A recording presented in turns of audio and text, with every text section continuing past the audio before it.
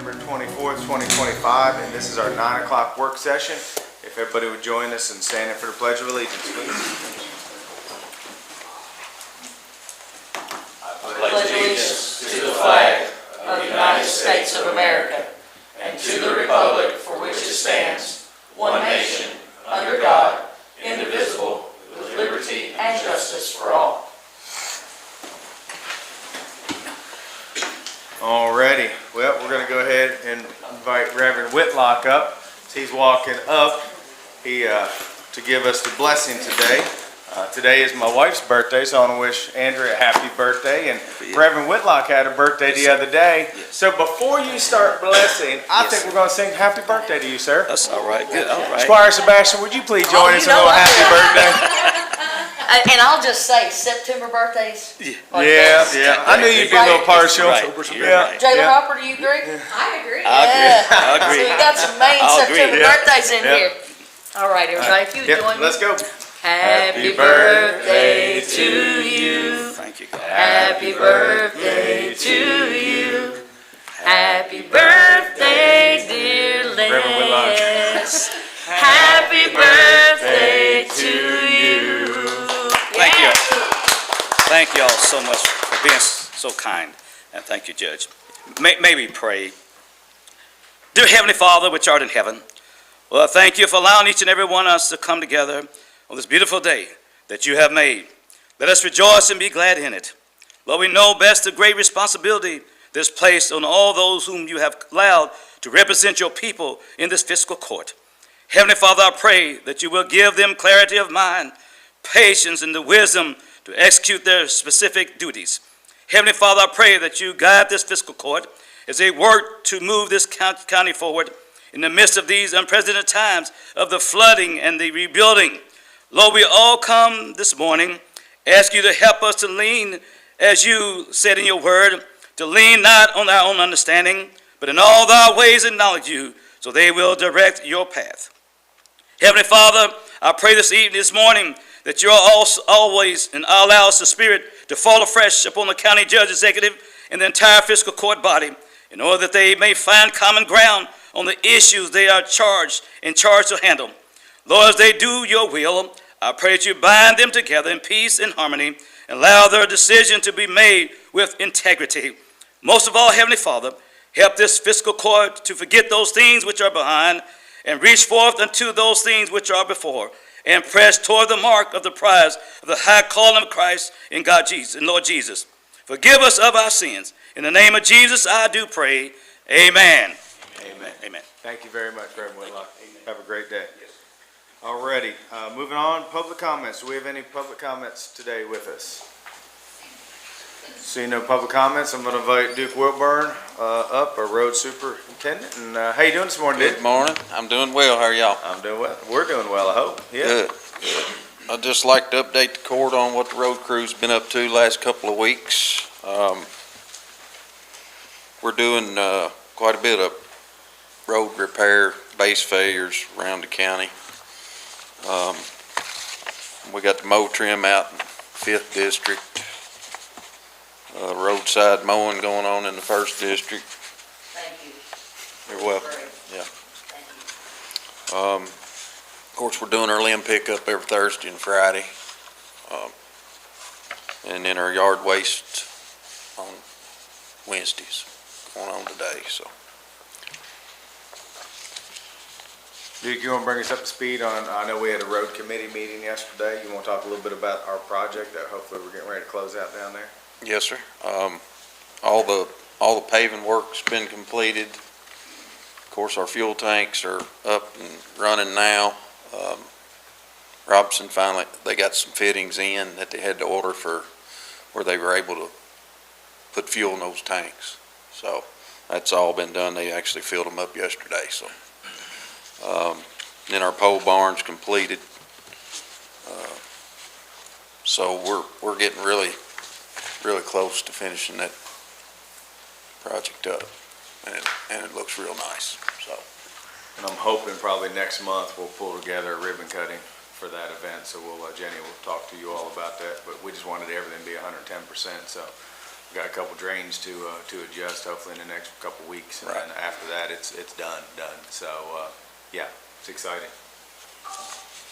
Any questions for Duke while he's with us this morning? Judge, just, Go ahead. Duke, we have, what, maybe a month left for Yard Waste Wednesdays? What's the fall date? Yeah, I think, For that. November is the end of it, Okay. I believe. Had some folks reaching out. First part of November, can't remember the exact date, but Okay, thanks. Squire Sebastian? Thank you, Judge.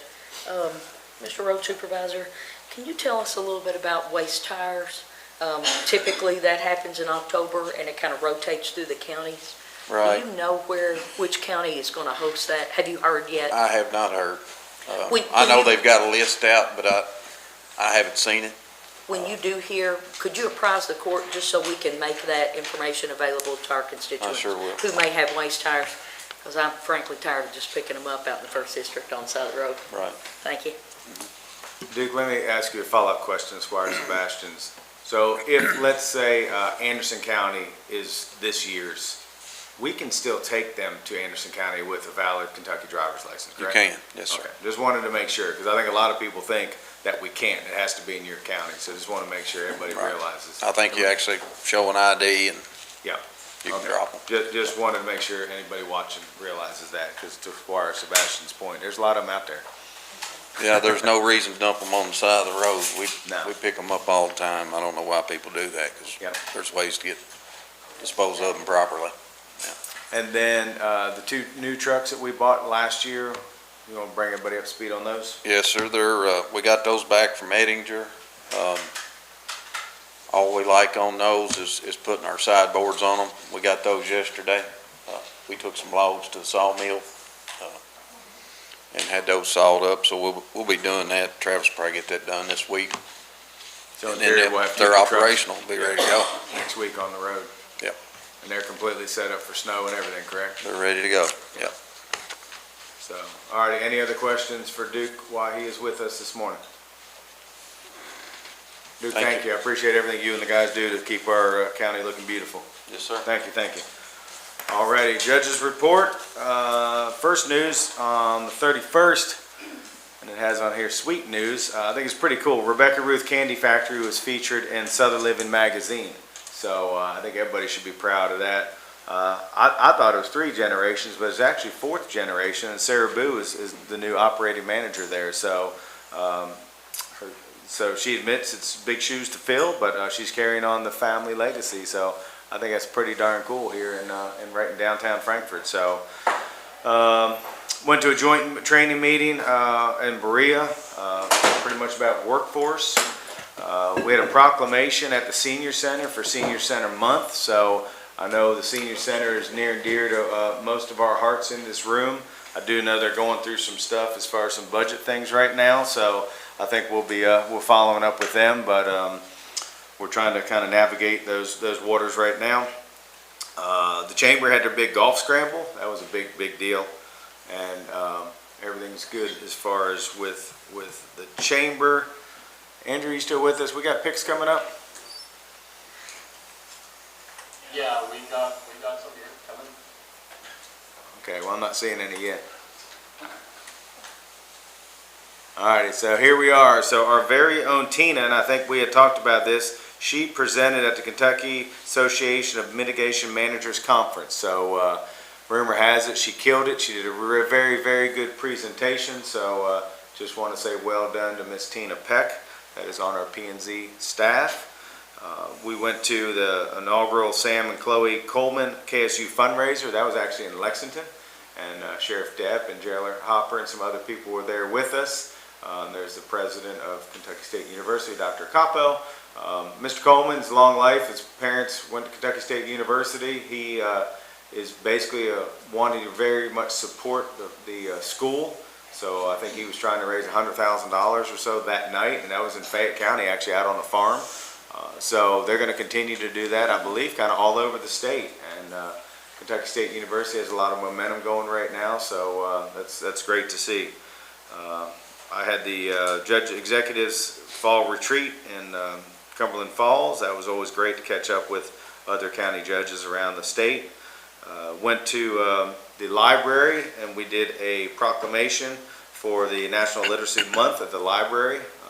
There's our First Lady, Brittany Bashir, she spoke, Kelly Anderson, and a lot of the staff members there. So they actually received an award for the state for what they're doing at Thornhill Education. So I know we support Thornhill very much so, but it's good to see that the state recognizes what they're doing on the state level here in Frankfort. So that's something we should all be proud of.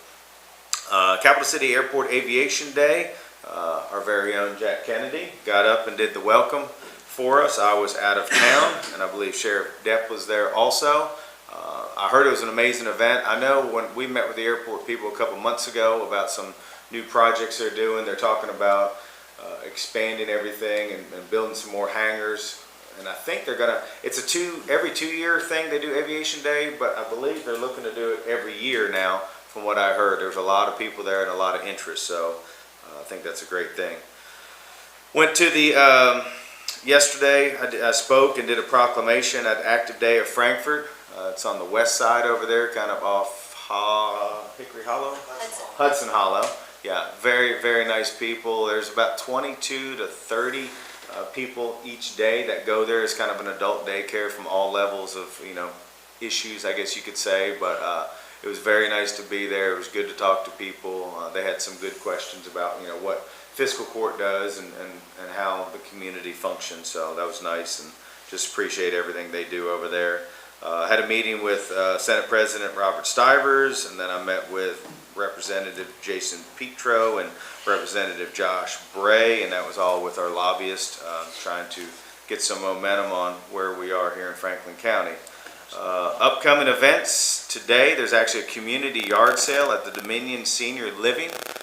So if anybody's kicking around, they want to go to a yard sale today, there you go. And then this weekend at Lakeview Park, they've kind of, I think, rented the park, but we're not necessarily part of this, but it's the Latino Festival. They're doing a 2-day Latino Festival at Lakeview Park. So we wish them well, and hopefully they'll it looks like it's going to be beautiful weather, and hopefully that bring a lot of people to our community from, they're shooting for Lexington and Louisville. So yep, all is well. I'm going to keep moving.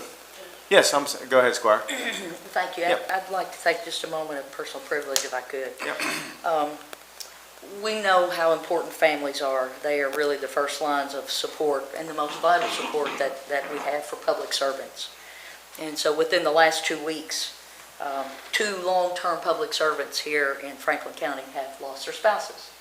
So I just think it would be a very fitting thing if we'd take a moment just to recognize the spouse of Harold Robinson, Charlotte Robinson. Harold was 5th District Magistrate for quite some time. A long time. Left really big shoes to fill. Actually, I don't think he was 5th, maybe he was 4th. Left really large shoes to fill, and then Church Quarles lost his wife, Eloise, this past week. And so leaves a big hole in your life, and it's your most vibrant supporter in everything that you do. So it's certainly worth a moment of our time to recognize what they've done and what they've given and the loss that they've sustained. Absolutely. We'll take a moment of silence for both those individuals.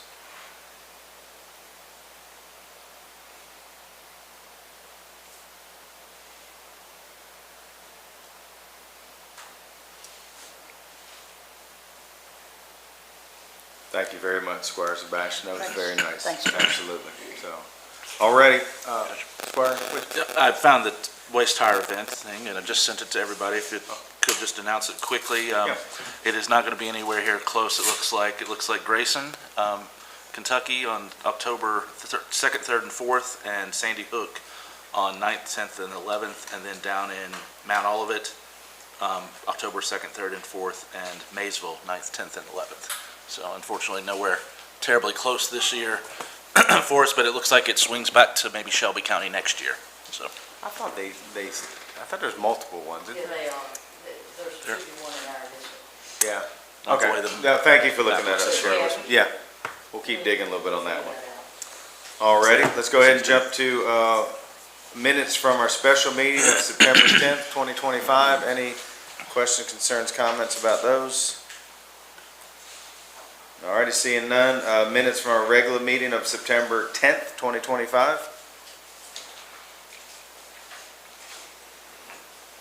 Already, and then I believe, Judge, just yeah, a go ahead, Squire. comment. I quite often harp on these minutes and the way that we do them, but I just want to point out a sort of a very glaring difference here that kind of exemplifies my point. The minutes we have from September 10th not only have the time that we came together, roll call of our members, that we had a discussion about the fact district and that no action was taken, and then we adjourn, as I believe should be protocol for all work sessions. But then the very next agenda for the 10th, that same day, we go into just the voting meeting at 6:40 p.m. We don't have any of that basic information for the work session. So I'm just continually asking that we treated these separately. Either we run our meetings as one, and when we come together here at 9 a.m., we reflect the time and who's present from here on out, and we treat every meeting the same, or something needs to happen differently. But this exemplifies in my mind what I've been talking about for the last year really intently, that occasionally we will record a work session with members even present, and then at other times we completely ignore it and don't have any record that we even have a meeting. So I'm asking again that we find some way to better reflect these that I think we're legally obligated to do. So, thank you. All right, thank you, Squire. Alrighty, I believe, is our sheriff with us? I thought, He stepped out, he did. Hey, but I can speak on behalf of him. okay, so the next one is the sheriff's fourth quarter report. So go ahead, Kim. This was overlooked, so they realized it and then they submitted to court for approval. Can you say that again? What is this? This is an amended fourth quarter 24 report, and they overlooked it, so they submitted it for us to receive. Okay, any questions on this? I'm assuming he's probably gonna come back if he had to go to an emergency.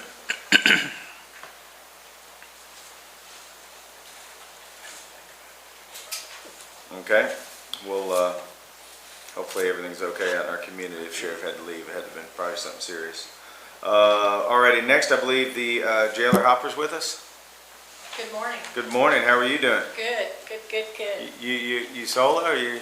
Oh, okay, here, okay, No, here I'm we not go. solo. Good morning. Good morning, how are you doing? Good, how are you all? Okay, so this is about the cameras at the jail. Yes, so this was the results from the rebid. There was only one, and that was Liberty Telephone. And then, so the price on this one is the exact same price as our last bid. Okay, And this one does include the removal and installation. okay, because I believe the court had asked you to go back Yes. and make sure the removal of the existing wire and things were in the RFP, is that right? They did, yes. Okay, perfect. Any questions for jail about the cameras project? Squire Wisman. The documents that we have, who was at the bid opening? Is that what this, Laura, I see your name, but was it Yes. just two folks? It at the bid was, opening? yes. Okay, who was the other that's on this? Our chief, Richard LeMay. Okay, I couldn't read it. Okay. Thanks. Since you all are here, let me ask, what is the, if this gets approved today, what's kind of the timeline as far as them coming in and actually doing this project? Do you all know that yet? It'll be starting the second week of October. Okay, and how big of a project or long The is it? pulling the wire will be probably the biggest undertaking of this. Couple weeks, all in? Yeah. Probably start, couple weeks, start to finish, probably? Yes. Okay. Squire Sebastian. Thank you, Judge. Thank you all for being with us. I did have a question in regard to the bid. In the description where it introduces the demo and removal of the old system and the old wiring, has a quantity of 100. It's 100 what? 100 pieces of wire? You know, everything else I can understand. 2 cameras, 5 cameras, 4 boxes. But where that says 100, I'm not really clear on what that 100 means. And there's a list of a quantity and a rate for that quantity. That would be, But it looks like that portion is for the removal of all of the old systems, wires. Yeah, so 'Cause that's I what- just don't that's know what what they're 100 doing. means. I mean, is If it that 100 means pieces of wire? 100 connections. Yeah, I just, 100 connectors. yeah, I'm not really sure what that means. Just If- because it's just not clear, not that, Yeah. I'm not trying to bog that Yeah. down, I just want to No. understand Yeah. if that's kind of on target, because Yes. there may be a whole lot more, and if they get into more, do we have an issue? That's all. Yeah. That's just where I'm Yeah. going with it. No, there'll be no issues and, Okay. you know, it would be, it will fall within that 100 of Okay. connectors. And I think you have actually peeked your head up in the ceiling there to see what what an interesting, how that is, how we just laid wires on top of wires on top of wires, and now we're gonna clean it out. I just wanted to make sure I understood the 100, Yeah. because if it comes out and there's 107, Yes. do we have some kind of problem with whatever that Yeah. 100 is? But if we don't, if you're assuring me of that, that's Yeah. great, thank you. Squire Wisman. I wonder if somebody could just walk me through, I just want to be sure that we're not got an instance where the entire camera system may be down for a week. I'm assuming that they're going to install the whole new system before taking out the old one and have it completely functional, but it didn't state anything to that specific effect, which would seem to be a little bit of duplicative work that It'll they're be in going a to have to be. phase. It won't be the entire camera system out for the entire, So, but the intent is to take some of it out of functionality while they're replacing it in different sections at a time, or will the? so we're going to web-based. So what's there currently can stay, the web-based, then that's pulling the wires, making everything new. That's what we will, the cameras will not go down, as far as throughout the facility while this switch is being made, because it's a web-based camera.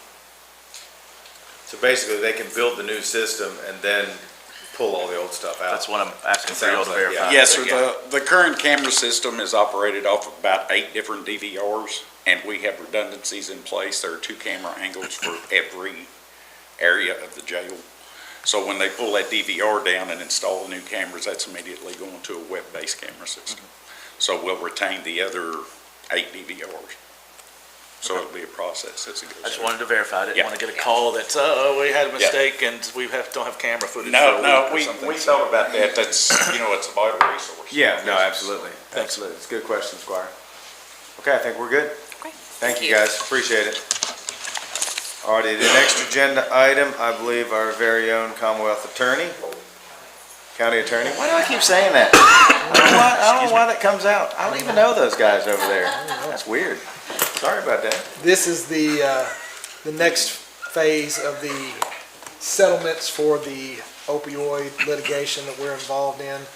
This is for approval of the settlement documents for 8 secondary providers. It looks like the total is $1.2 billion from these 8 different providers. As with the other ones, as far as the breakdown of what we're going to get or what the state's going to get has not been made yet. But in order to participate in that settlement and be able to get access to those funds, we have to approve this, and the Fiscal Court has to vote on it.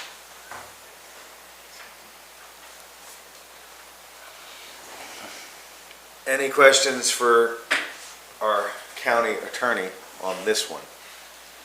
Basically, I've got a bunch of emails saying, we need to sign this and let's go after this other money. And so basically, when I sent it to Max, he's like, look, we need to take this in front of the court. It's just in our hopes to receive more opioid money. So any questions for Max on this agenda item? Squire Wisman. Just, Max, do you have any more background? I don't unfortunately know. This was 2 states or Kentucky independently that went after this money, right? It was multiple states, from my understanding. It's not just a couple. Okay. I couldn't remember the exact details, but I remember it was somewhat set out against some of the other settlements. Now, Never- Kentucky never mind. did a separate settlement. The Attorney General's office did a separate one for, I think it was Kroger, but I think these are all the other Okay. lumped in as far as those drug manufacturers. And where it says secondary, these are like the generic prescriptions. So that's the secondary part of it. Thanks. Okay. Thank you, that's really exciting. I appreciate that news. You get much of it? All right, this is the next agenda item. If it's okay with the court, Bill's running just a couple minutes late, so if it's okay, I'm gonna jump around just a little bit with everybody until he can get here. So let's go ahead and jump to Belinda. Belinda's here. Yep, we're gonna talk about the MOA with the agencies with the opioid funds for the fiscal court, so, number 9. Yes, How are you doing today? I'm doing well. You doing well? We're fabulous today. Good.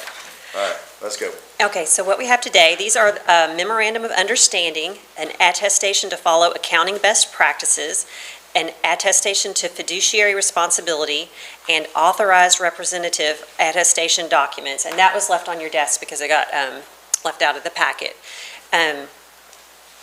So you should have it now. And we would like to have all of the agencies receiving opioid funds sign these documents in an effort to establish best practices as we begin distribution of the opioid funds. We've been working with KCO, and they provided these documents. We added some language to the MOU to fit our program, such as payment schedule requirements under item 1, adding a report with each quarterly invoice they send us under item 3, and a requirement to provide all necessary information required for the county to meet the state's reporting requirements, and that's under section 5. And we did leave that a little open because this past year, the state changed their requirements. If they change them again next year, we want to have an agreement in place that says, no matter what the state requires, they're going to help us meet those needs. The county attorneys reviewed these documents. I was also involved in a meeting we had with the agencies earlier in the month to go over all of the requirements that will be involved in receiving opioid funds. And we just wanted to bring these to you guys before we send them out to the agencies for signature to make sure you feel comfortable with all of those documents before we have them signed. So if you're okay with them, we're going to send them out to the agencies, and then I'll be back on the 29th so you can approve each individual agreement. Lauren Carr, who is the KCO opioid settlement advisor, I think most of you all have probably met her. She's been involved in this process, and she's been kind enough to review each of the projects we're funding to make sure they comply with funding requirements and that the agencies all understand the reporting that'll be necessary from them and that we have to do moving forward. The last thing I want to tell you is that the Yes card requires slightly different paperwork because their funding is going to be through the health department. That's who we'll be paying. And the health department by state law requires a cash basis accrual that will need a slightly different attestation to follow accounting best practices. They just got that back to us last Thursday. There wasn't time to get it reviewed and to get it on the agenda for you guys, so I'll be bringing that at the next court meeting to let you all look at that. It won't be drastically different, but I did want you all to be able to see it before we have them sign it. Guardikis. Judge, I'm not sure if this is a good time to do this or not, but it seems like maybe it is. There was a mistake, and it very well could have been on my part. Is this okay to bring it now, do you think? Okay. You're looking at me, but I don't know what you're talking Okay, well. I can't say if I it's need a to good get it time out or bad. first, I'm right? like, And then you can tell me no. okay. So there was a mistake, and it very well could have been my mistake. We don't know. We don't know what happened, so I'm just going to own it. When we were going through the funding, the opioid funding for our nonprofits, Fresh Start had sent in a new application because they had one director had left and another one had come on, so it was a little bit fuzzy what happened. So anyway, I saw it and did not catch the mistake in the Finance Committee meeting. And so what I would like to do, we did not give them what we gave everybody else based on their old application, not the new one. What I'm proposing is to give them another 10 grand. That would keep them up with everybody else that we funded, except for Thornhill, which got a lot more for other reasons, but it's just something I'd like the court to consider. If you don't mind, let's run that back through, committee. We will, yep. We'll, yeah. But I wanted to let everybody That's know, fine. because I feel horrible about it. Okay. I feel so guilty about it. All All right, thank you. thank you. And I want to thank Belinda for pulling those agencies together, because I know when we did our budget, some of their things were paid for out of the opioids, and it's very important that everybody's doing the reporting correctly. So I appreciate you all pulling them all in the room together with Lauren at KCO to kind of say, this is what's legal, this is what's not, and this is what we need to do, so there's no issues down the road, Yeah, so. we're really trying to get best practices Yeah. set up from day one before we move forward, and we don't Yeah. want to get ahead of that. That's perfect. And Belinda, if I'm correct in this meeting, all the participating Mike. organizations had, Oh, sorry. had no problem with this MOU or any of the attestations or anything Right, like the that. only They issue actually that came up- participated in helping create these. Right, and so you'll notice in the memorandum of agreement, they have to attach a brief description and a project title.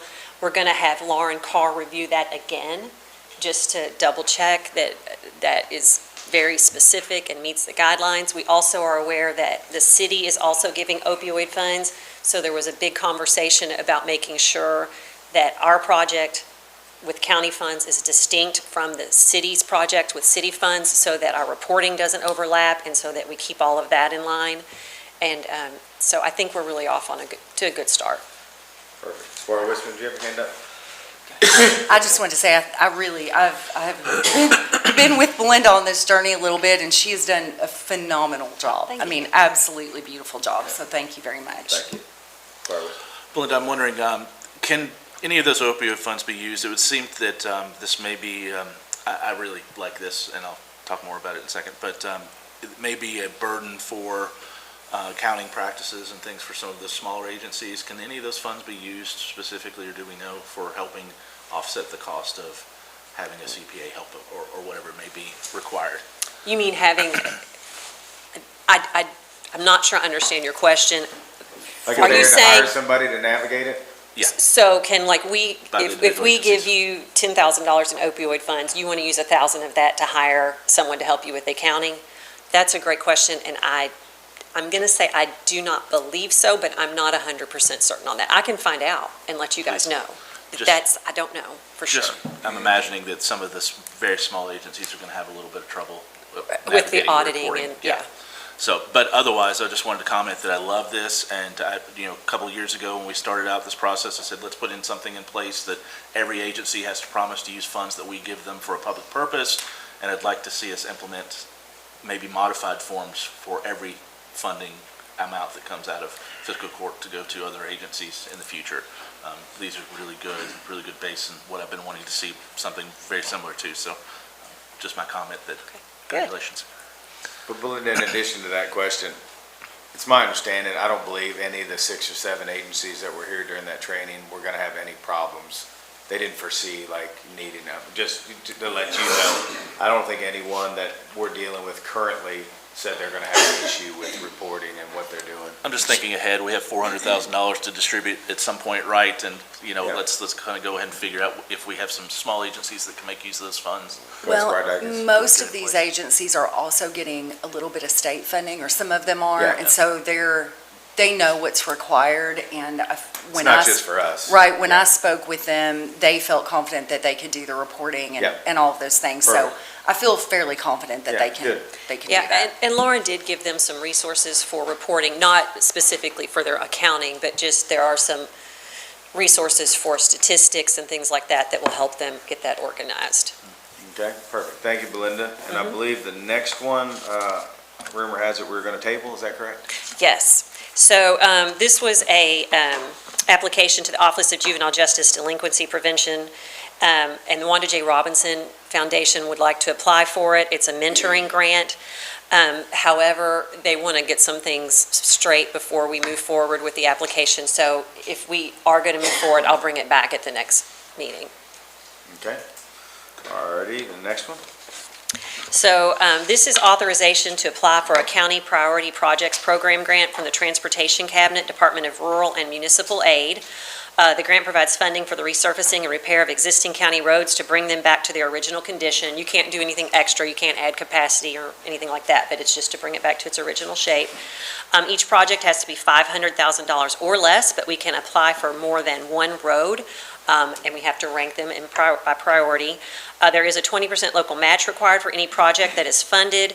The cooperative road funds may be used for the match. There is a chart in your abstract that shows the estimated cost and local match for each of the 5 roads that is included in the application. The awards are chosen by the General Assembly and will be selected during the 2026 section.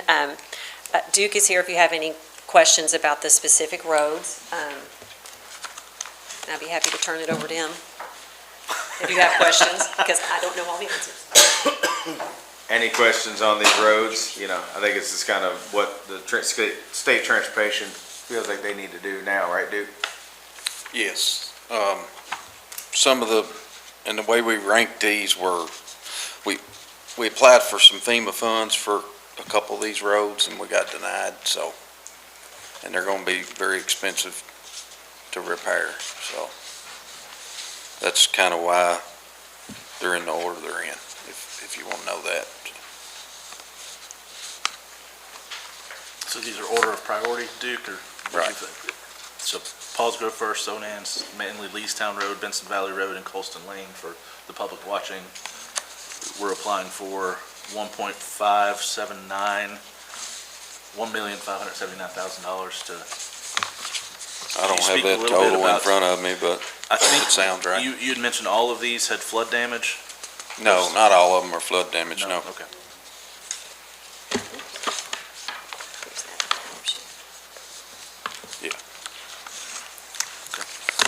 Okay.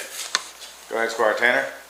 The match, the local funds that we match with, that come out of our county road aid fund. That's from the state. So we're It taking state can, money is to my match state understanding. money. It's eligible for that. It's eligible to use for that. Okay. Right. Great question, Squire Tanner. Alrighty, Duke, Belinda, thank you. Belinda, you hitting on this next one too? Yep. You got quite a few today. You've been saving them up on us. There's lots going on Wow. the last couple of weeks. This is authorization to apply for a Firehouse Subs Public Safety Foundation grant to fund a firefighting gear washer, extractor, and dryer. The gear washer, extractor, and dryer will be used to properly wash and decontaminate fire gear to reduce the associated risk of cancer-causing carcinogens that saturate PPE while performing firefighting operations. The equipment will be installed at the main fire station where all units report after a fire to fully clean, restock, and decontaminate all apparatus. The estimated cost of the equipment is $18,675.40, and there is no local match requirement. And Chief Brewer is here if you have any questions. I'm gonna ask Chief a question if he doesn't mind. I remember seeing the Firehouse Subs doing other things in the past, but this is the first time we've gone after these in the washer dryer. We applied for the washer gear extractor dryer last year through a different grant, more successful. We've applied through the Firehouse Subs before, but we haven't tried for this equipment, so we just want to give it a run there. Okay. Squire Sebastian, I think I saw you. Yeah. Yeah, go ahead. Thank you, Judge. Yeah. Thank you for joining us today. Will this be at Station 10? And then will we Yes. have to bring the equipment in after a fire? So if 7 goes out and responds, then they've got to, after the fire is over, do they bring everything to Station 10 and have it washed? So, Is that yeah, the typically after, kind of- after a fire, we have spare cylinders, we have a lot of the stuff, spare hose, we stock it at Station 10. They come up there, clean all their equipment up, and then restock their trucks, and then put them back in their districts. We currently have a washer and dryer, or gear extractor and dryer at Station 8, which isn't as centrally located, and it's pushing 20 years old. So it's time that it's gonna have to be looked at being replaced. If we can have both, that's great. Gives us 2 locations, because you can only wash maybe a couple sets at a time. If you have 8 or 10 guys on a structure fire, Right. getting their stuff cleaned up afterwards is a task with just one washer and dryer. Thank you. Thank you. So for all the wives watching, that means all the firefighters know how to do laundry? They know how to do laundry, don't let them Throwing fool it out you. there, boys. Just trying to get some points from the wives right now. So. Alrighty, thank you, Chief. Thank you. Alrighty, Belinda, I think you have another one. Do you have some friends with you on this one? I do. Yeah, they're hiding in the back row, and I figured, this had to be the one. No, they were kind enough to come to help me today. This is an agreement with the Bluegrass Workforce Innovation Board to accept federal on-the-job training grant funds to provide training and wage reimbursement for new county employees up to $10,000 per person through June 17th, 2028. There is no local match required for the funds. And Rolando Thacker, who is the Business Services Manager, and Tiffany Reeves, the Director of Workforce Solutions with the Bluegrass Workforce Innovation Board, are here to tell you about how this funding works. Perfect. Let's hear the pitch. All right. They're back there doing rock, paper, scissors, see who's gonna come up. We don't bite, I mean. Well, I appreciate you all having us, Judge. And Judge, thank you for coming to our joint training. I saw your report, so thank you for being there. Absolutely. So we want to talk to you a little bit about the on-the-job training. Y'all seen it as OJT. We have acronyms for everything.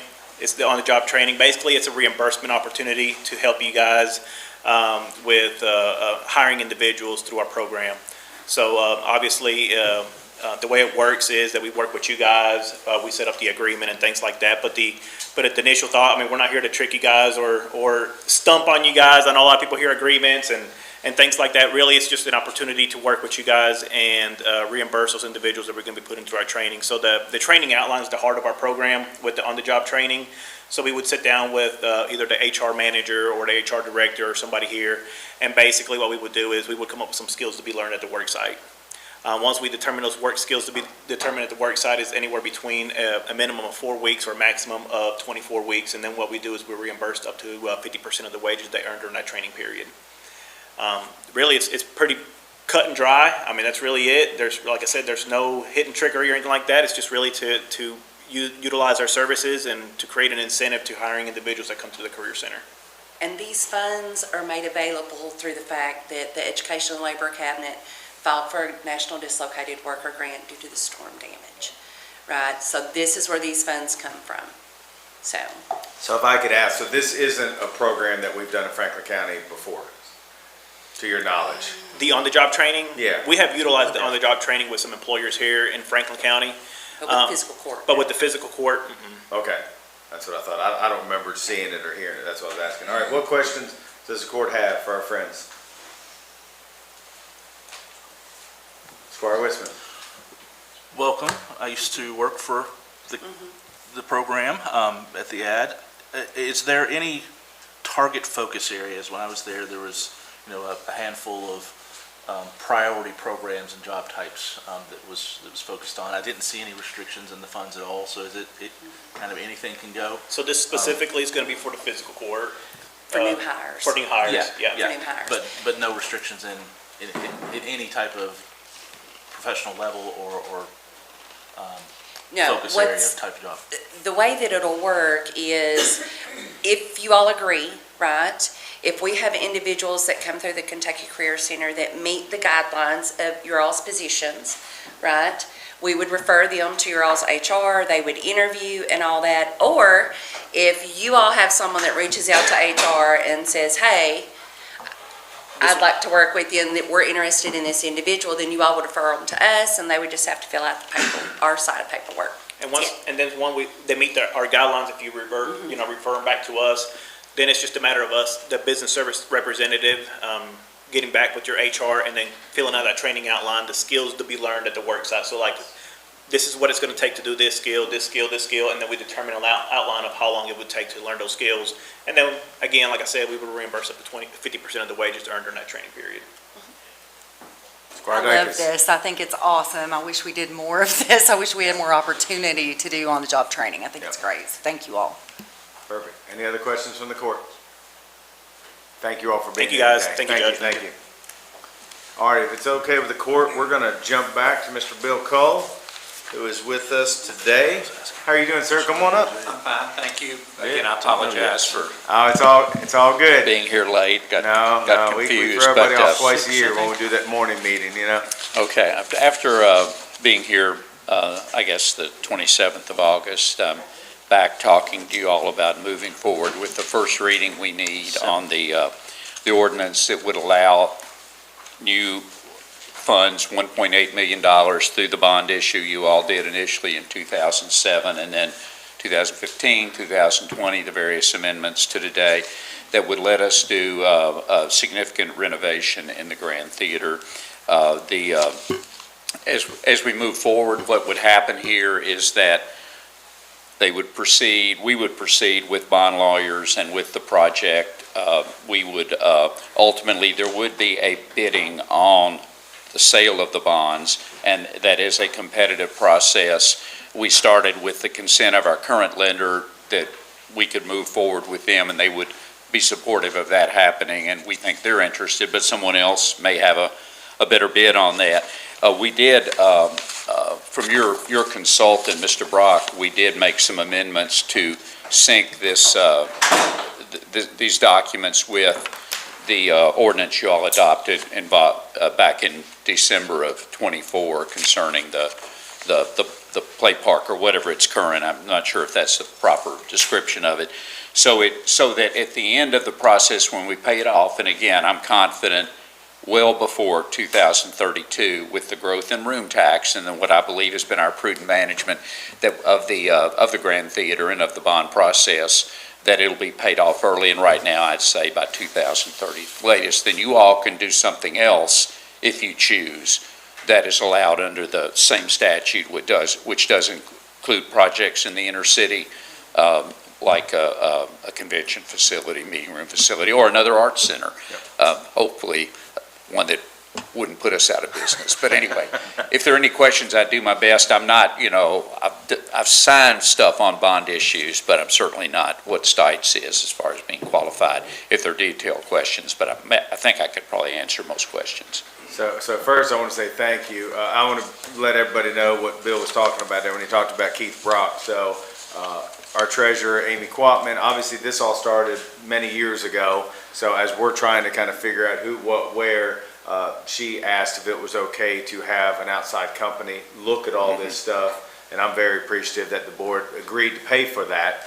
So I believe Amy is feeling better about where we are in this whole process. So when he was talking about hiring companies, that's what that was. So I appreciate you and the board taking that into consideration and paying for that. And I understand why, because there would be inconsistencies between our bond documents that go back to 7 as amended and your new ordinance that would otherwise think already contemplates having this statute being administered through that process, is my understanding. Perfect. I just want to say thank you to you and your board. No, thank you all. For doing that, because it makes You're us helping feel us a whole lot more better. than that. I mean, yes, I try not to spend anything. No. You probably heard that about me, if at all possible, but anyway, we want to do that, and we will do Squire Wisman? Judge, a couple of things for clarification. I just wanted to state again, I'd already got a comment out in the community from someone misunderstanding after our last meeting, that these are not tax dollars directly from the fiscal court, and these are not public funds really in any way, in traditional sense for our operations. This is 2% of room taxes for folks staying in our hotels, our Airbnbs, other types of venues that go offset directly to the Grand Theater, right? Bill, so to the bond holder to pay them the interest and principal on the bonds, but yes, they're again, as choices may be made, that's a very nice way if you can finance things for people from out of town. And that's, these people are gonna be that, transients that come through, or even Airbnb, as you know, they're subject to paying this too, unless it's apartment rentals that exceed whatever it is, 90 days or something. But yes, it is room tax paid. A hotel guest will pay $100 for the room, and $2 is added that then goes into the room tax that Amy sends to us.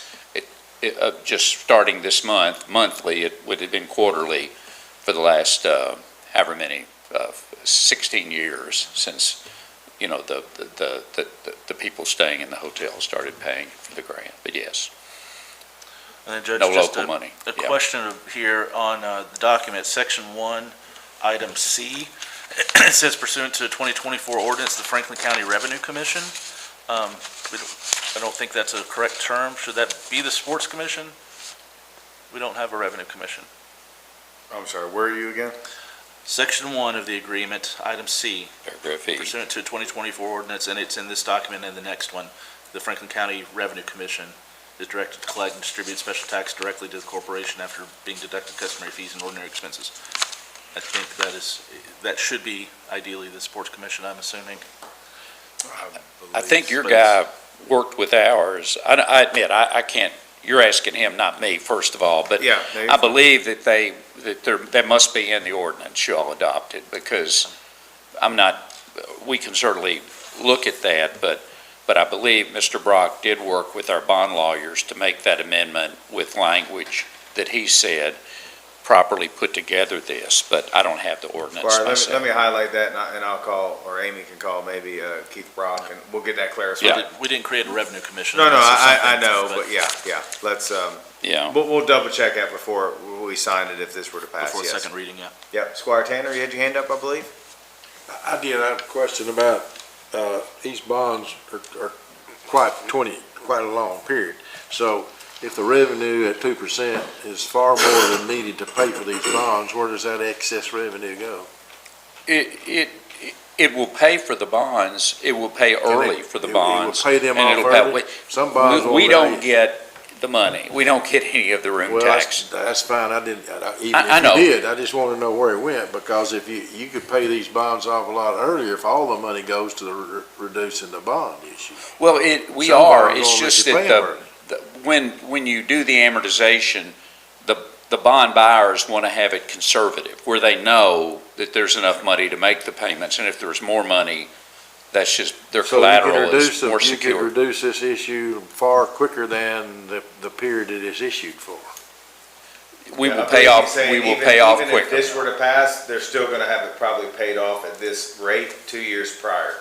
Is that correct? Yeah, or well, that's what more I say possibly. now, but of course, it does depend on if the room tax continues to grow, as you all believe the activities that Absolutely. the city and county are doing here are gonna do, it will be earlier. I mean, for us, we're done when after this. I mean, we will have the ability to do the work, but then we want it paid off as soon as you want it. I mean, and again, we don't get to use the money.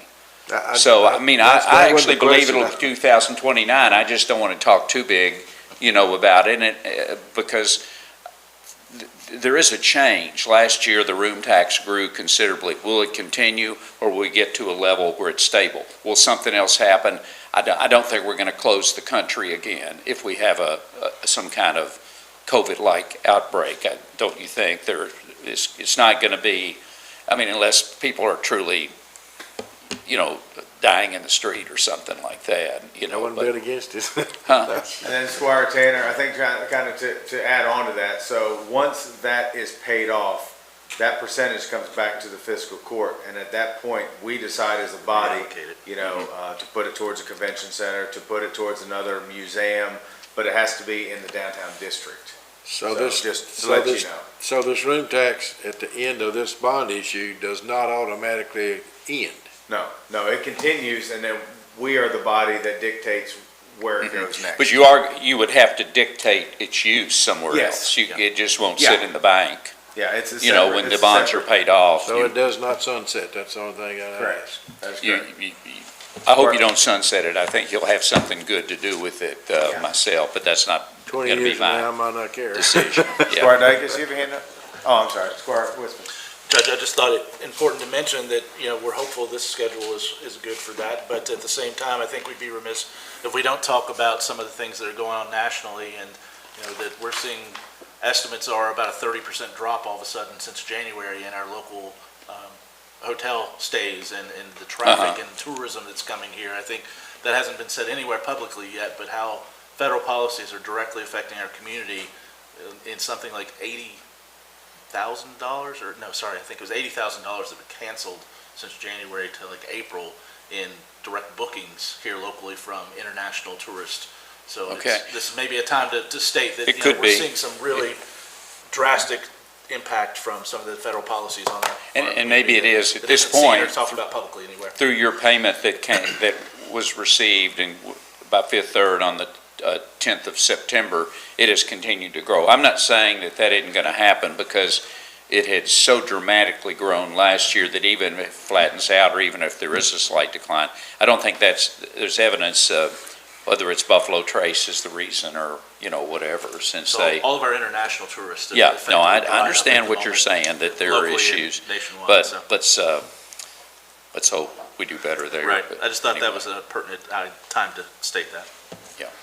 Amy, I'm gonna go ahead and ask right now, do you have anything to add to this conversation? I know Bill and the grant have been through multiple committees, and I think we're pretty familiar with what's in front of us, but I want to hear from you. Is everything okay? Do you feel good with what Compass came back and reported, things like, you know?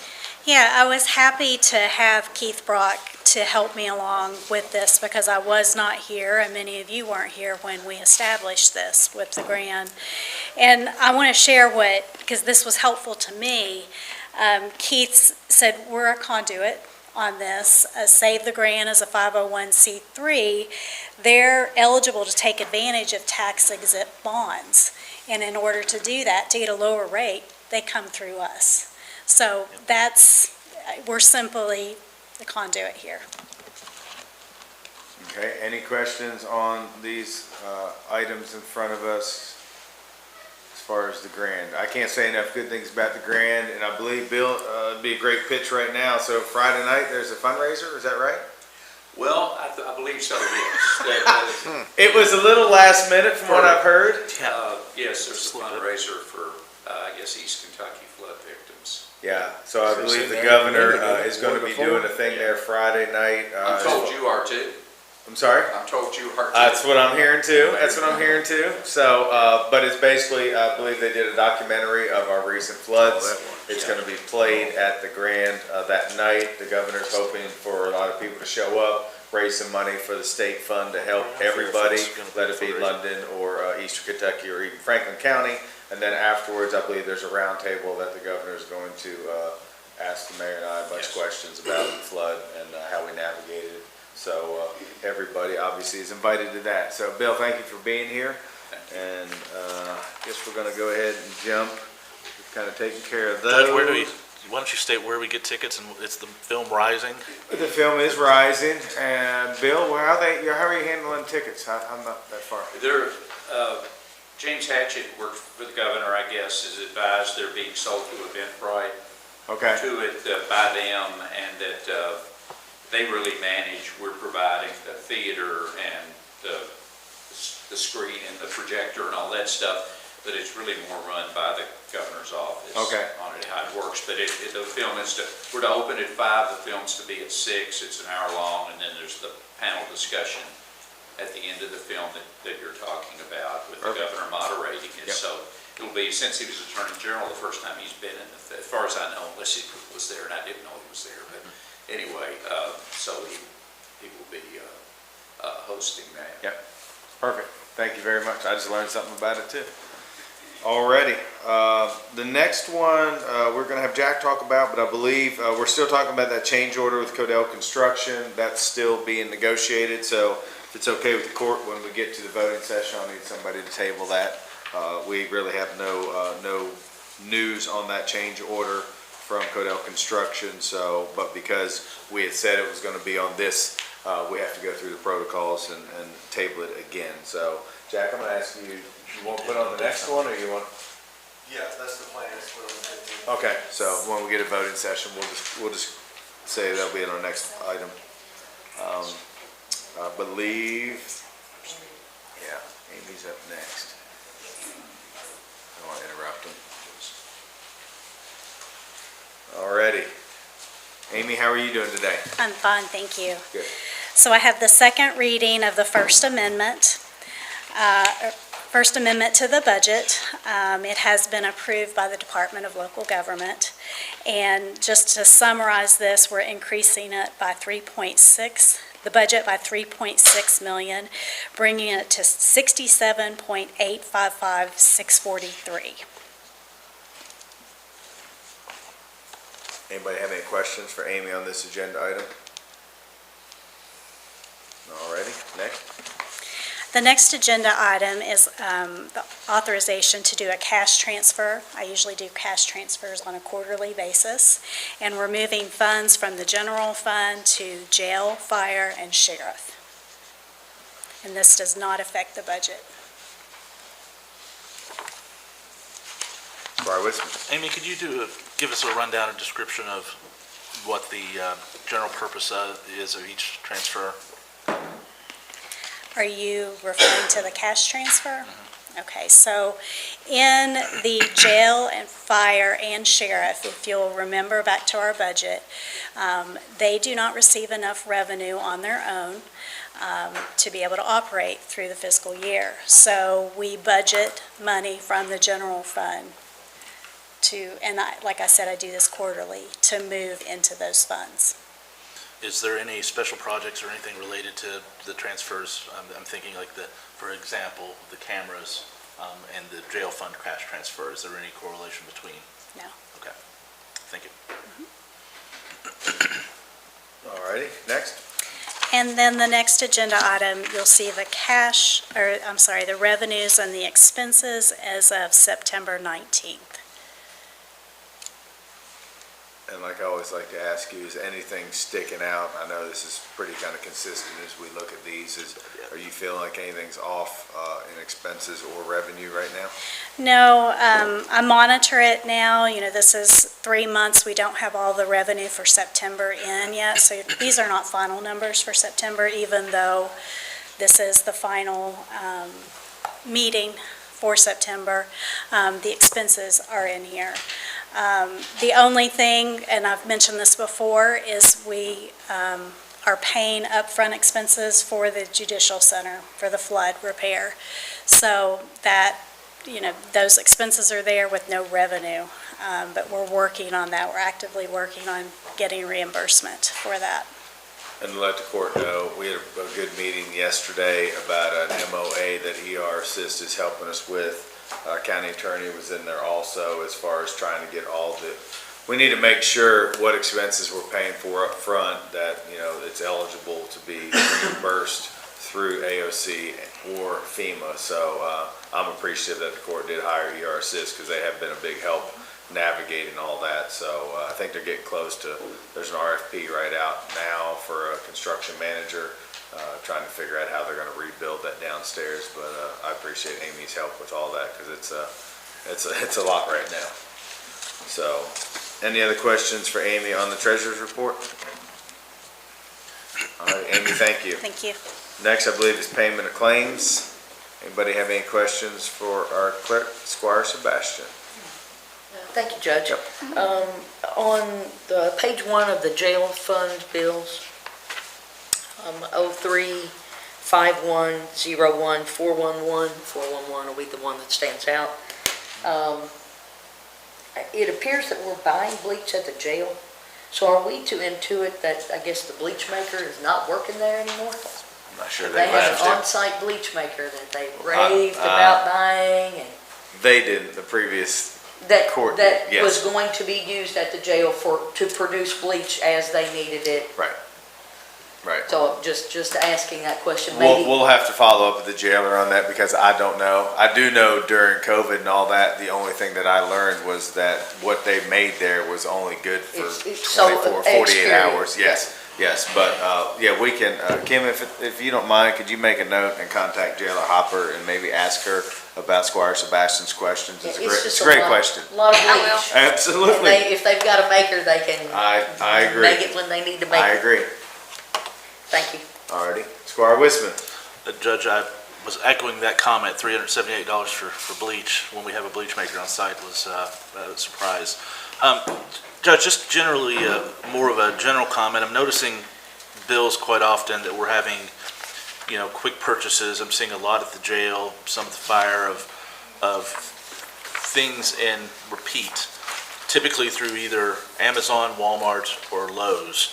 And, you know, we need to be mindful that multiple purchase over a long period of time can still constitute a larger amount through a single bidder or a single entity that should have been bid.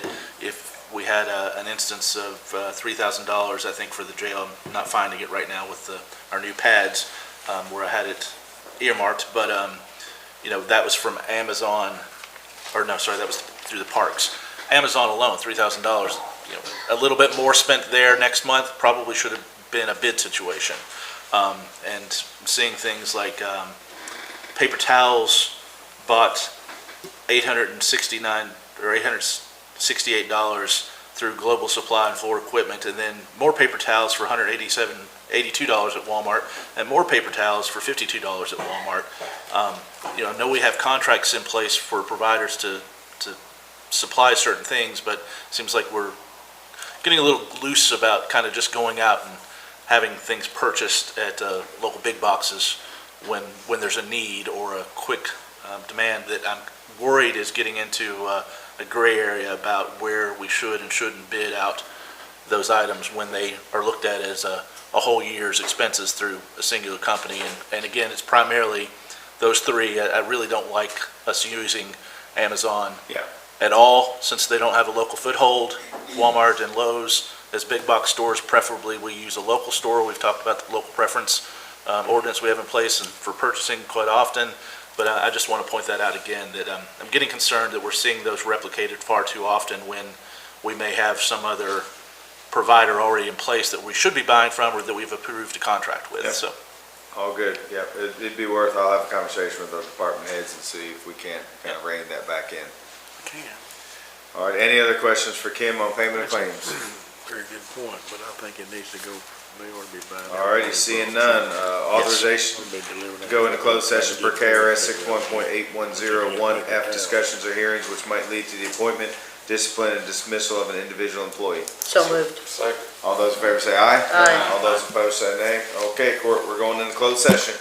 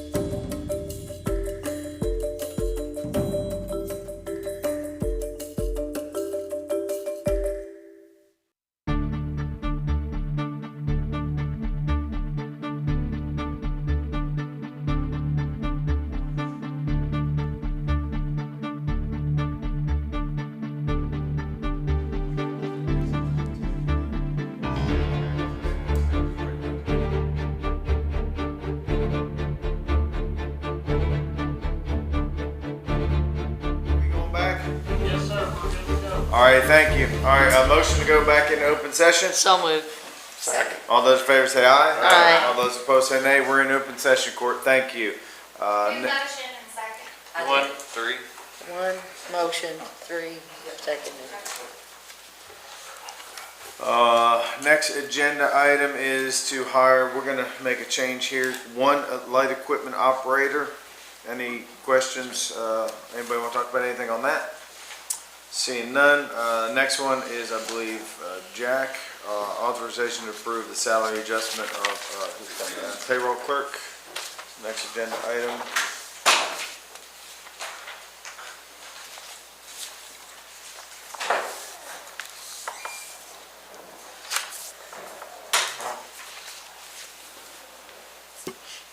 Jack, since you have two back-to-back, we'll go ahead and do payroll clerk and Sure. do part-time building inspector next. Morning. How are y'all? Go ahead. Morning, Court. Morning, morning. How are you? Doing well. Good.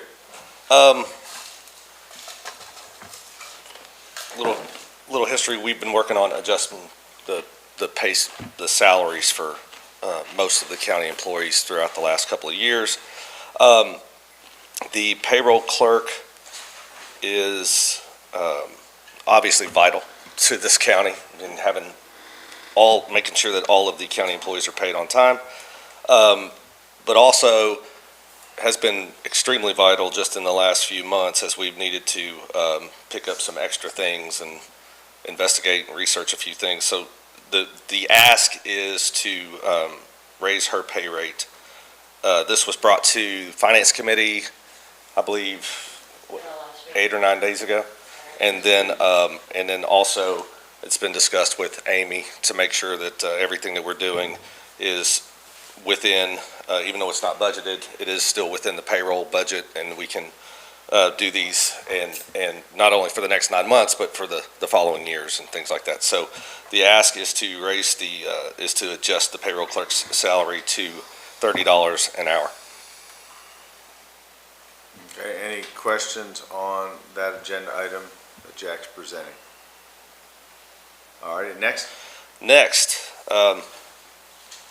is a payroll adjustment for our part-time building inspector. As everyone knows, we brought in our part-time building inspector about 1.5 years ago or so.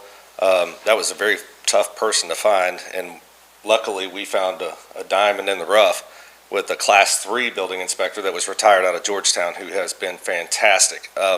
And I will note that even throughout the flood, when the city was without a building inspector, he went over there and helped them 3 days a week as well. So well and above his calling. So I am asking that we adjust his pay rate as well. And this pay rate, it just takes it to a consistent pay rate with our other inspectors. It bumps him up to be the same hourly rate as like our electrical inspector and things like that.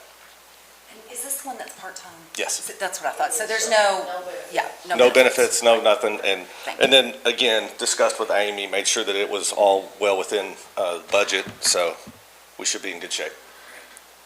All right, any questions for Jack on this agenda item? We have to retain our people, so. Absolutely.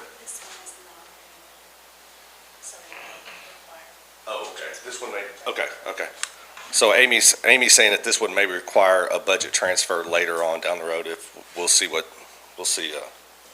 that does, but it may require a transfer later. Yeah. All righty. Thank you, Jack. Thank you. All righty. Squire Sebastian? This other business? Yes, sir. Okay, so next, sorry, thank you. Next agenda, I want to make sure it wasn't something for that. Okay. Next agenda item is other business. Anybody have any other business? And Squire Sebastian. Yeah, thank you, Judge. I'm just going to ask the court if they would go ahead and put November 23rd on your calendar for volunteering at Access to kick off their Thanksgiving week meal preparation. We've done that now multiple years in the past, and I've talked to Brian and got us on a calendar for the 23rd of November.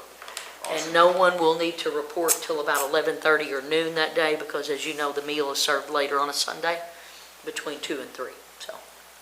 Good stuff there. All right, thank you all. Thank you for setting that up, Squire Sebastian. That's awesome. Squire Harrod? We were just talking about the road department yesterday, where we were talking about the salary moves down there to bring everything up to 20. Do we need to talk about that now, or? We'll be on the next agenda. Okay. We'll run that through finance committee. Yeah, I just wanted to make people aware we were looking at doing that. Yep, that'll be on the next agenda item. Yep, Squire, Tanner, do you have your hand up? Or is that? No, that was Okay. it. It was a road department Okay, committee gotcha. meeting we had, and he brought up the Okay. issue that we just got, well, several issues, but Perfect. that was one of them. Yep, Squire Wisman? Judge, can we take a step back to expenses real quick? I wanted to ask, the reoccurring expenses document is traditionally supposed to be just reoccurring expenses that are digital transactions for the most part, right? But we have the $500,000 fact district transfer in that, and in my mind, that really isn't an appropriate place for that to be. I realized that was probably a digital transfer to make it faster. Yeah.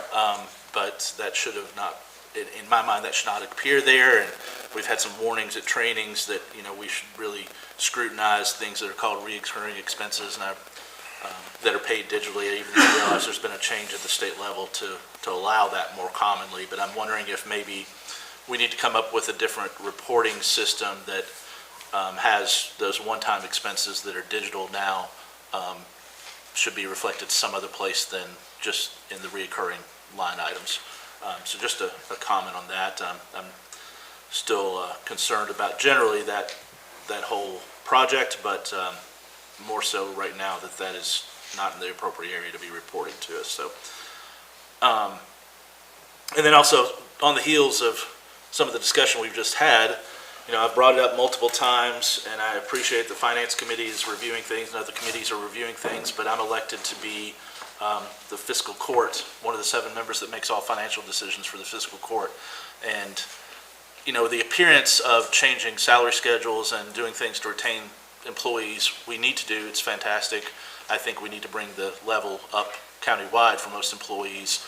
But it looks like, or the appearance is, that we're cherry picking people. And I've been asking about a compensation study for 2.5 years at this point.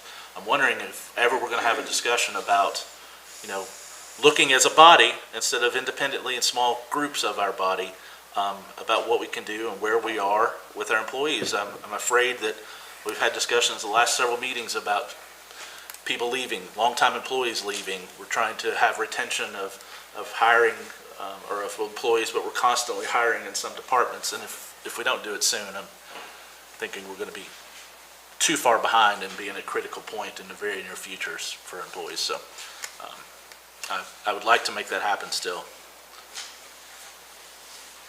Okay. I think that's something we can talk about one of our committee meetings. I do know, I'm not asking for committee meetings, Judge. I'm specifically saying. Can you let me finish speaking, please? I didn't cut you off. Sure. I was going to commend our department heads for when they do bring things to us. Chief Brewer is in the audience, and he's a prime example. He did a very, very thorough job of doing his own comparison of multiple counties around us, the city, other agencies. So I feel like we are kind of independently doing each department as we bring things to you. I know this court, and I want to thank this court, has probably given more compensating, studies, things to consideration as far as we've given a lot of pay increases. Road department, I see a road superintendent out there, and we're continuing to look things. I think post-COVID, everything's changed. Agreed. Everyone's fighting for employees, private sectors, it's not just we're going to come work for the county and retire there. People are moving. They're moving agencies. Or sheriff's department sees it a lot too. People jumping and bouncing around. So I do feel like we are doing a very good job as far as keeping our employees up. We're looking at assistant child care. We're listening to our employees as far as what they need, and we're trying to give them exactly what they want. I can't speak for every department. Maybe not every department is running as well as it potential, but we can only control the things we can control. But I think it'd be good to have a department head meeting to kind of talk about things and see what their thoughts are moving forward with something like that. So that's kind of where I am on that. Squire Sebastian? Thank you, Judge. If it's appropriate to make a comment in regard to what you said.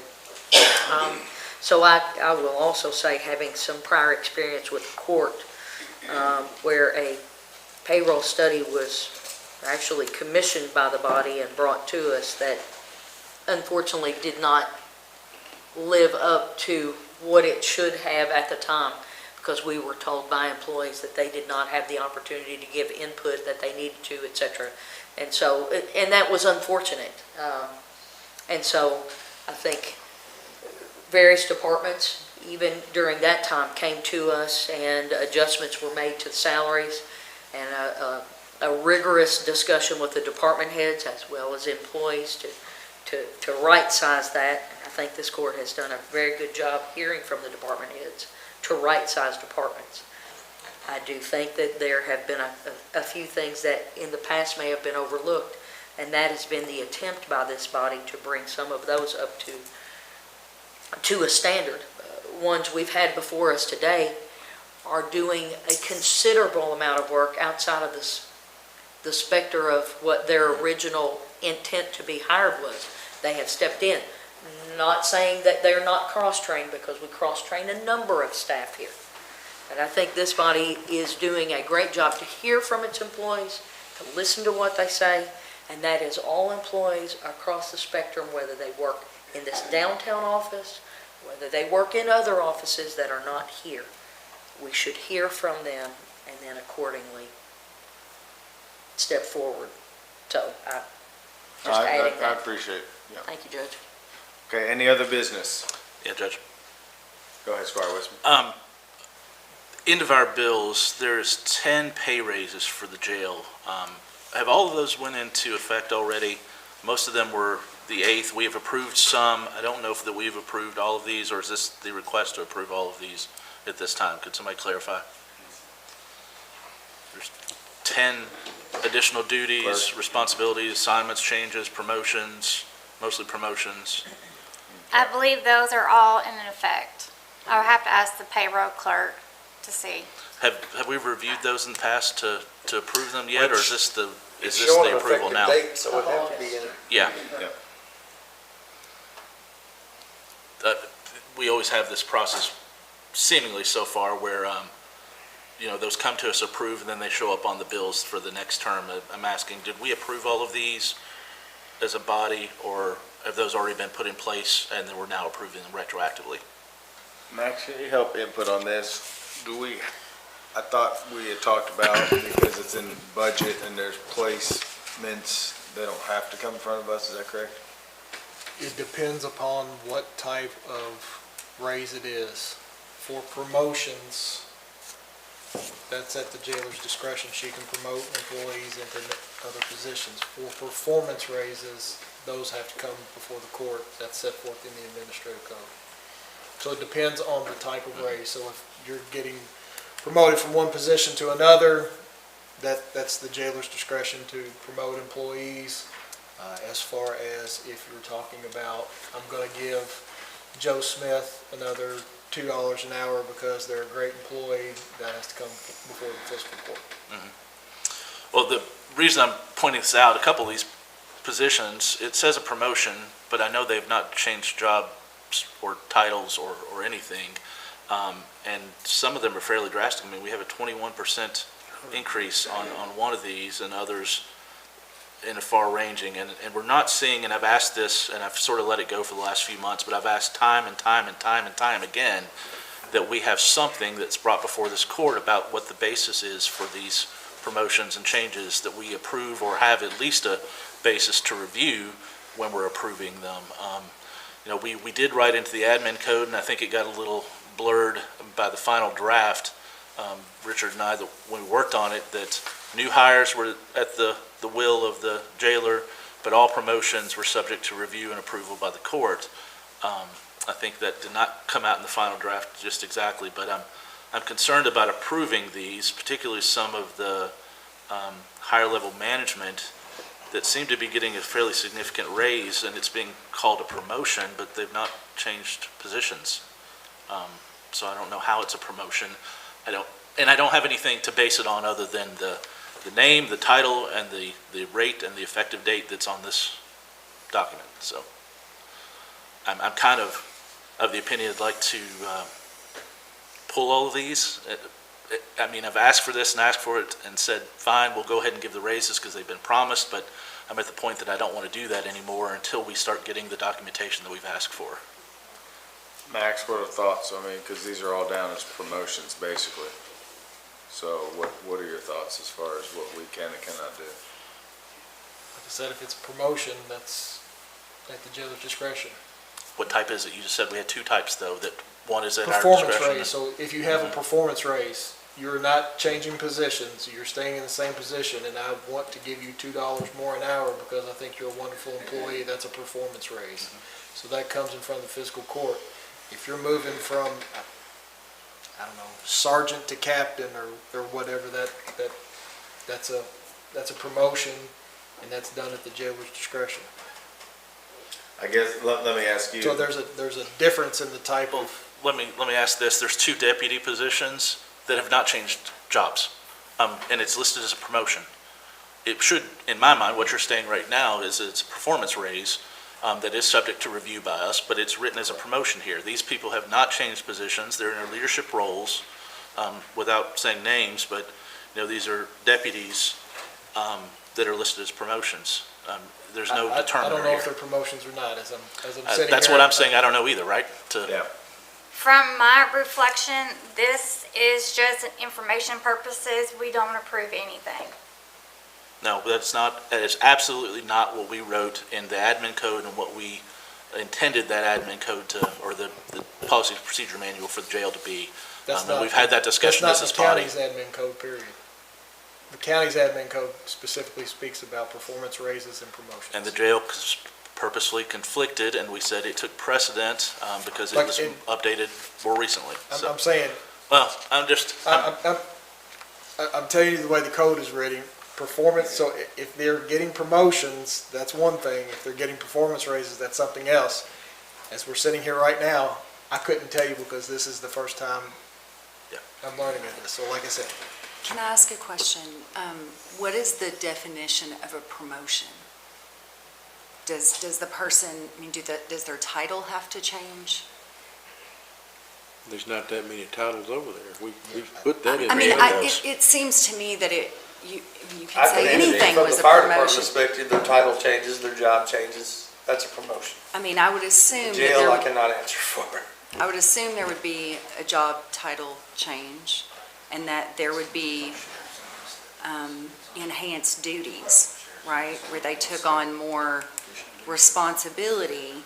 And so I think, do we have a definition for that somewhere?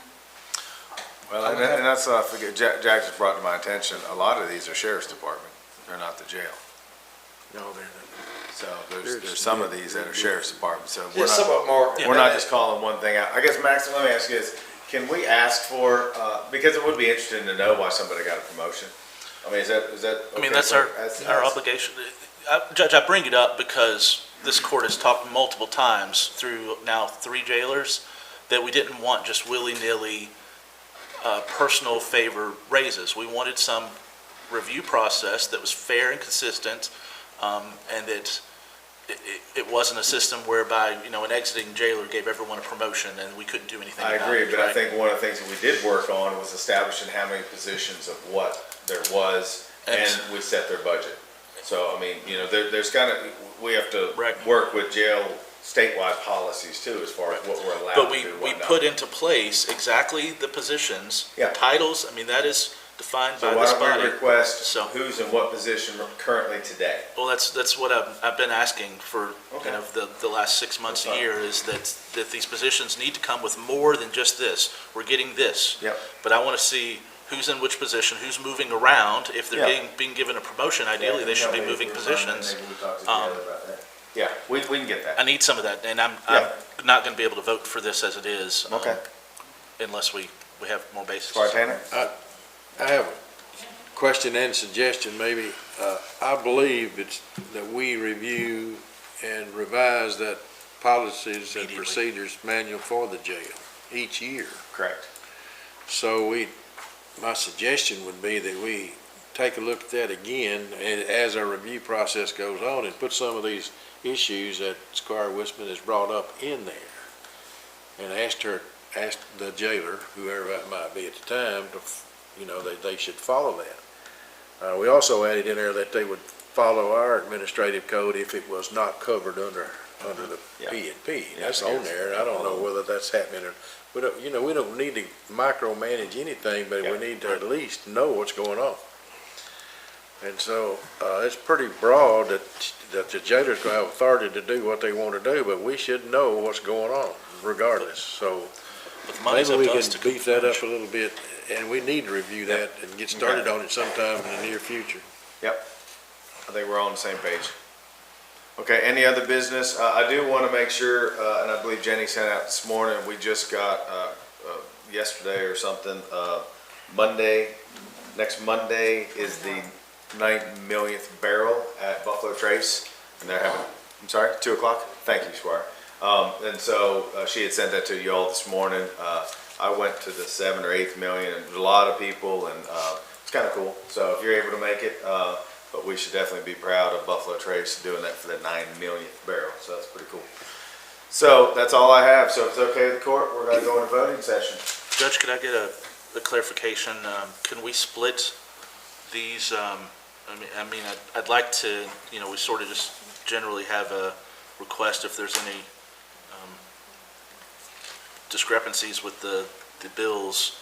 Can I split out those, or can we do something about, do we have the ability to wait on these jail raises? I think per the clerk, this is informational purposes, and it sounds like they're already getting paid. Since August. They are, and we discussed this happening before, and we were told we couldn't retroactively take their pay away. This is the info package, this is not the bill deal. So can we make it an expectation that there will be no more pay raises put into the system and automatically done before we've reviewed and approved them? But if it's promotion in our admin code, it doesn't have to follow If it that. follows the code currently, fine, but if it's ones that we need to approve, but as it is, I have no definition to tell me what's what, right? So we have one word definitions of a reason. So We'll talk to our department heads and see if we can't get some explanations across the board, and that just not be for jail, it could be for, why a deputy got, promotion, or why somebody at the fire department did, so I don't think that's unrealistic at all, so, okay. Alrighty, we're gonna go ahead and start the voting session. So today is September 24th, 2025, and this is our voting session, so clerk, please call roll. Squire Sebastian. Here. Squire Blackburn. Present. Squire Dykus. Here. Squire Harrod. Here. Squire Tanner. Here. Squire Wistman. Present. Judge Miller. Present. Thank you, clerk. Authorization for approval of minutes from the special meeting of September 10th, 2025. So moved. Second. All those in favor say aye. Aye. All those opposed say nay. Motion passes. Authorization for approval of minutes from the regular meeting of September 10th, 2025. So moved. Second. All those in favor say aye. Aye. All those opposed say nay. Judge, I'm going to vote nay on that one, the first one, for the reasons I recommended earlier. Motion passes. Authorization to receive the amended 2024 Sheriff's Fourth Quarterly Report. So moved. Second. All those in favor say aye. Aye. All those opposed say nay. Motion passes. Authorization to award a bid to Liberty Telephone, sole bidder for the cameras at the jail. So moved. Second. All those in favor say aye. Aye. All those opposed say nay. Motion passes. Judge, I just had a question there I just thought of. We don't, if the items that are being removed, the old cameras, if they're going to be removed and disposed of by Liberty, we need to surplus those just before it happens. We're not as part of this, so they need to be retained, and we need to make an official surplus order with serial numbers. Okay. Just a thought of that popped in my head. Okay. I gotta remember, did I ask for a vote on that already? You did. All right, motion passes. Thank you, clerk.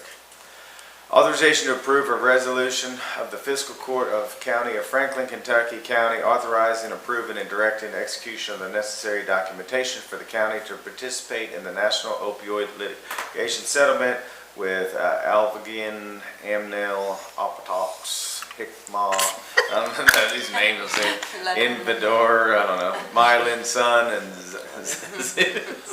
y'all mess with me now. Approval of secondary manufacturers, combined subdivision participation and release form. So moved. Second. All those in favor say aye. Aye. All those opposed say nay. Motion passes. Oh, now this one, y'all are just really messing with me. Enjoy this. Drink water here. First reading of an ordinance of the County of Franklin, Kentucky in conjunction with one, the amended of ordinance number 2024-12, which relates to the collection, distribution, and enforcement of a transient room tax. 2, the amended ordinance number 15, series 2006, which relates to the enhancement of an additional transient room tax of 2% pursuant to authority of KRS 91A3921 to be applied to the retirement of the proposed dedicated tax revenue bonds in the amount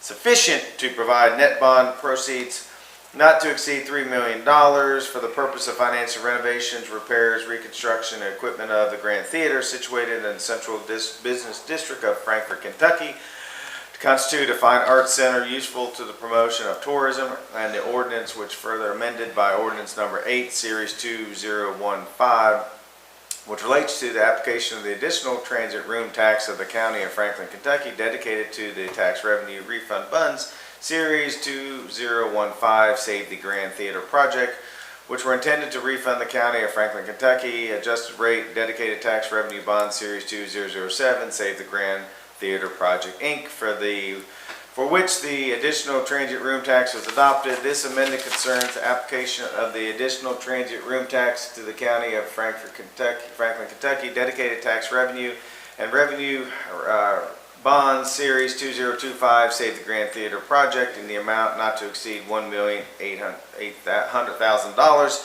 which are intended to finance the renovation, repair, reconstruction, and equipment of the Grand Theater and a refund portion of the County of Franklin, Kentucky, dedicated to tax revenue bond, series 2015, Save the Grand Theater project. No vote at this time. You gotta read it again. Lord, I was thinking about it. I was sitting there thinking, how do we scale that down next meeting? Y'all killing me. Alrighty, next, first reading of the ordinance of Franklin, Kentucky related to the sale of insurance and up to $1,800,000 County of Franklin, Kentucky, dedicated tax revenue refunded bonds, series 2025, Save the Grand Theater project, acknowledging the previous imposition of the additional 2% transient room tax to be applied to the retirement of bonds, authorizing the execution of delivery of the bond purchase and loan agreement among the county, Save the Grand Theater, Inc., and the purchaser of the bonds and related documents, authorizing the sale of the bonds and taking other related actions. No vote at this time. Authorization to approve, next agenda item, Authorization to approve a memorandum of understanding and with the use of agencies receiving opioids funds from Franklin County Fiscal Court. So moved. Second. All those in favor say aye. Aye. All those opposed say nay. Motion passes. Judge, I'd like to make a motion to table item 10. Thank you very much. Before I read it, I appreciate that, Squire. I'd like to second that motion. All those in favor of tabling number 10? Aye. And that will be to our next meeting. You want to do it next? Yes, assuming they want to continue. Okay, so tentatively, we'll do it on our next Thank you, Judge. October 15th. Thank you very much, Squire. Authorization to approve a resolution authorizing the county judge executive to make application to the Kentucky Transportation Cabinet for rural and municipal aid for a county priority projects program grant. So moved. Second. All those in favor say aye. Aye. All those opposed say nay. Motion passes. Authorization to approve a resolution authorizing the filing of an application to the Firehouse Subs Public Safety Foundation grant for the Franklin County Fire Department. So moved. Second. All those in favor say aye. Aye. All those opposed say nay. Motion passes. Authorization to approve an agreement with Bluegrass Workforce Innovation Board to accept federal OJT grant funds to provide training and wage reimbursement for new county employees up to $10,000 per employee. So moved. Second. Did you get that, clerk? Yes. All those in favor say aye. Aye. All those opposed say nay. Motion passes. Judge, I'd like to make a motion to table item 14, the authorization for the change order. I'd like to second that motion. All those in favor say aye. Aye. All those opposed, nay. Motion passes to table that to our October 15th meeting. That's our next meeting, right? Okay, just making sure. Thank you, Squire. Second reading approval of an amendment number 1 to ordinance number 4-2025 relating to budget for fiscal year 2025-2026. So moved. Second. All those in favor say aye. Aye. All those opposed say nay. Motion passes. Authorization to approve the cash transfer for fiscal year 2025-2026. So moved. Second. All those in favor say aye. Aye. All those opposed say nay. Motion passes. Authorization to receive the treasurer's report. So moved. Second. All those in favor say aye. Aye. All those opposed say nay. Motion passes. Payment of claims. Is there a motion to deny any payment of claims? No motion was made. Let the record reflect claims are to be paid. Authorization to hire Greg Grimes as a light equipment operator. So moved. Second. All those in favor say aye. Aye. All those opposed say nay. Motion passes. Next agenda item, just need to,